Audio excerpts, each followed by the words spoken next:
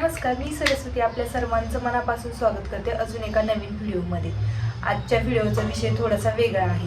तर ज्या नवीन आया आहेत त्या सर्वांना पडणारा प्रश्न म्हणजे माझं बाळ 6 महिन्याचं झाल्यानंतर मी त्याला काय खायला घालू, जे मी वरचं अन्न त्याला देईल ते त्याला पचेल का, त्याला काही साईड इफेक्ट होणार नाही ना, हा प्रश्न सर्व आयांना पडतो। म्हणजे ज्या नवीन असतात, ज्यांचं दुसरं बाळ आहे त्यांना अनुभव आलेला असतो पहिल्या बाळाच्या वेळेस, पण ज्यांचं पहिलंच आहे त्यांना म्हणजे असं सारखं डोक्यात प्रश्न येतो की अरे असं आपण असं केलं तर त्याला पचलं नाही तर मग तो रडत बसेल, कारण की त्याला बोलता येत नाही, त्याला दात नाही, त्याला खाता येणार नाही।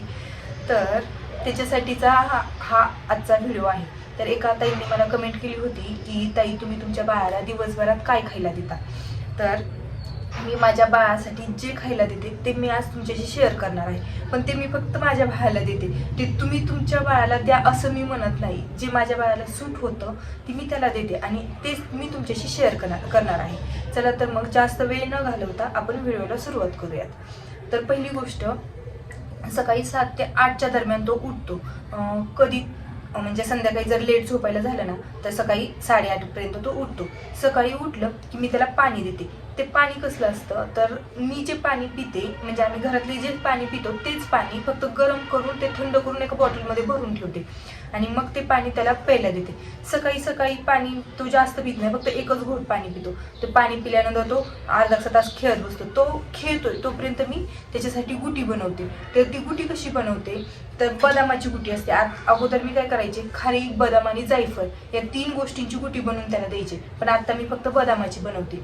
तर बदामाची गुटी कशी बनवते तर रात्री बदाम मी भिजत घालत ठेवते, मग सकाळी त्याचं वरचं साल काढते आणि ते बदाम दगडावर असं उघडते आणि त्याच्यातून मग ते बारीक करून 1 चमचाभर काढते आणि ते चमचाभर गुटीमध्ये 1 चमचाभर पाणी मिक्स करून मग मी त्याला खायला देते।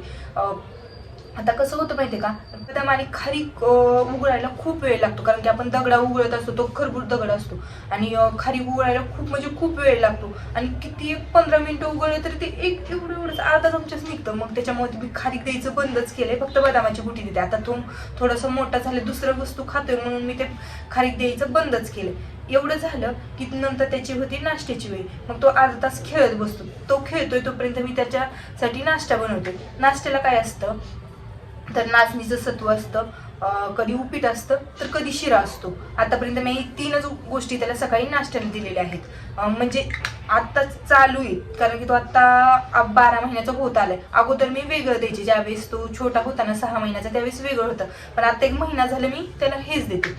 तर शिऱ्याचं म्हणायला गेलं तर बदामाचा शिरा असतो, कधी केळीचा असतो, तर कधी सफरचंदाचा असतो। या 3 गोष्टींचा मी शिरा देते, त्यात साखर वगैरे काहीच टाकत नाही आणि मेन म्हणजे रवा मी तुपात भाजून घेते। हे झालं शिऱ्याच्या बाबतीत।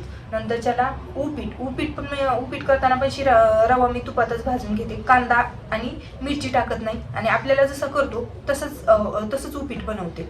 आणि नाचणी सत्व कसं, त्याचं पीठ मिळतं मेडिकलमध्ये, कुठेही अवेलेबल आहे ते नाचणी सत्व, मग तिथून घेऊन येते आणि ते 1 ते 1.5 चमचा टाकायचं, त्यात थोडंसं पाणी टाकायचं आणि चांगलं मिक्स करून 5 मिनिट मंद आचेवर शिजवायचं आणि मग ते देते।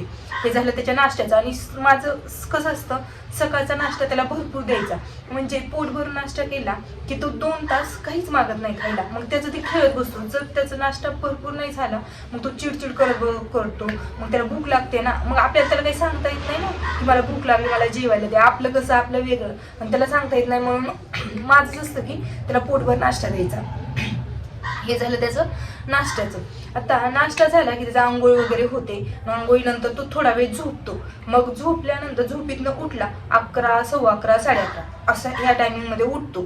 मग तेव्हा उठलं की त्याला ब्रेस्ट फिडिंग देते। त्याला वरचं आम्ही गाईचं वगैरे दूध अजून तर नाही चालू केलेलं, मग थोडंसं त्याने ब्रेस्ट फिडिंग केली की त्याचा तो खेळत बसतो। मग खेळत कधी आई त्याला चुरमुरे देतात, कधी पापडाचा तुकडा, तर कधी एक चपातीचा एवढा तुकडा देतात आणि मग तो खेळतो, त्याचं खात बसतो।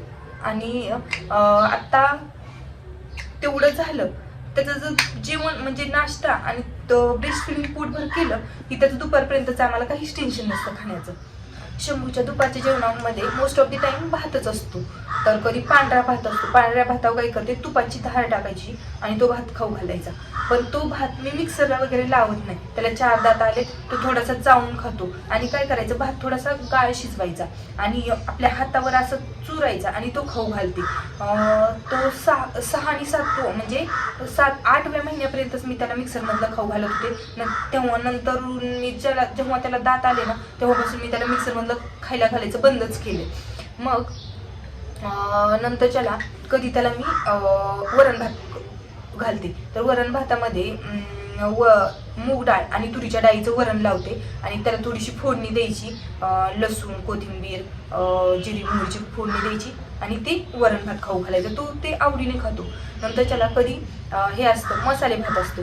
मसाले भात म्हणलं म्हणजे काही त्यात मसाला टाकतो असं नाहीये, त्यात भाज्या टाकते. भाज्यामध्ये बटाटा असतो, गाजर असतं, रताळं असतं. आज मी त्याला पालकचा भात केला.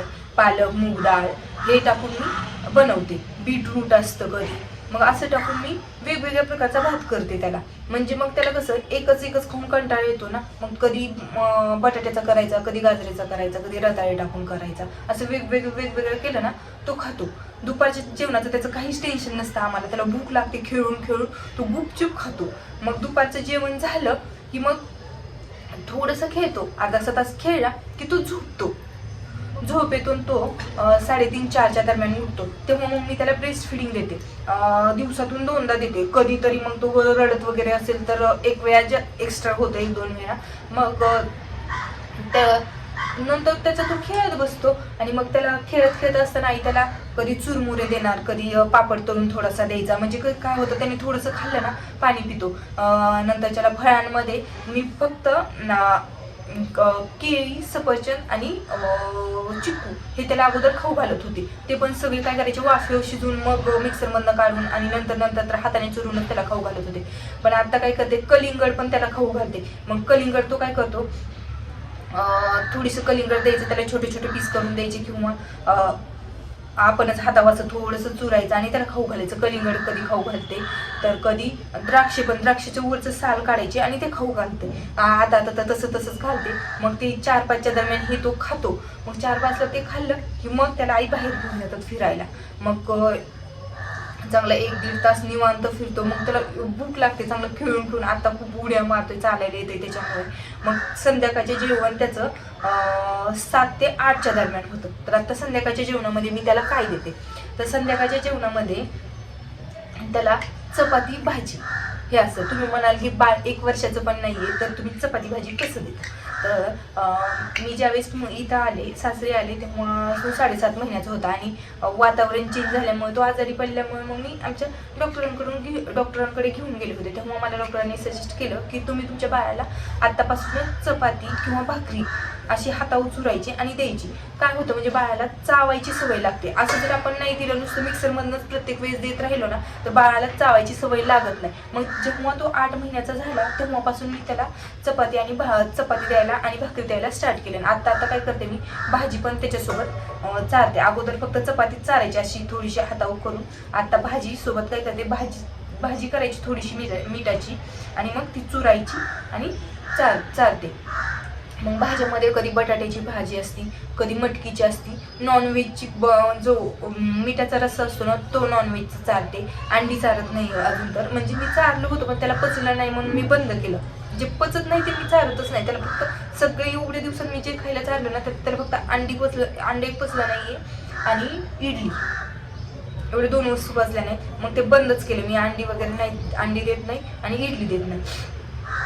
तर मग भाकरी पण काय करायची, छोटीशी भाकरी बनवायची. म्हणजे आपली जशी बनवते तशी बनवली तर चालतं, असं काही नाही आहे. पण मी त्याच्यासाठी सेपरेट बनवते. आणि भाजी बनवायची आणि असं कुस्करून चांगलं बारीक होतं ना, गरम भाकरी लगेचच बारीक होते. तर मग ती भाजी आणि भाकरी त्याला संध्याकाळी खाऊ घालायची.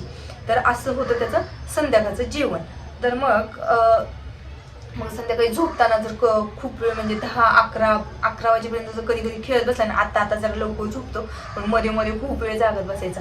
तर मग ते मारीचं बिस्किट एक चालते.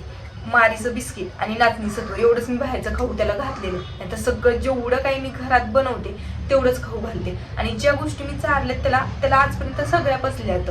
मग मी काय करायचे, सुरुवातीला एक गोष्ट खाऊ घातली ना ती 2-3 दिवस सलग खाऊ घालायची, म्हणजे त्याला पचतंय की नाही, काही साईड इफेक्ट्स होतात का नाही ते लगेच लक्षात येतं.